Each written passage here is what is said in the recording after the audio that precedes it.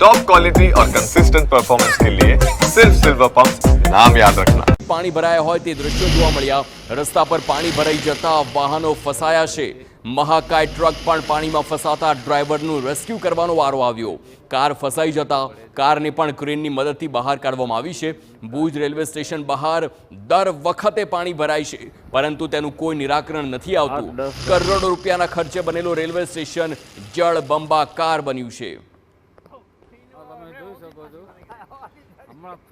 ટ્રકના દ્રશ્યો જોઈ શકાય છે। મહાકાય ટ્રક જ્યારે પાણીમાં ફસાતો હોય, ખાડામાં ફસાઈ જાય તો નાના વાહનોની શું સ્થિતિ થાય તે આ દ્રશ્યો પરથી જોઈ શકાય છે। આ ક્રેનની મદદથી ગાડીને બહાર કાઢવામાં આવી અને આ સાથે જ રેલવે સ્ટેશન વિસ્તારની વાત કરીએ તો દર વખતે કચ્છમાં રેલવે સ્ટેશન વિસ્તારમાં આવી જ રીતે પાણી ભરાતા હોય છે, પરંતુ તેનો કોઈ ઉકેલ નથી આવતો। સ્થિતિ ઠેરની ઠેર છે। આ બધું ગાડી ફસાઈ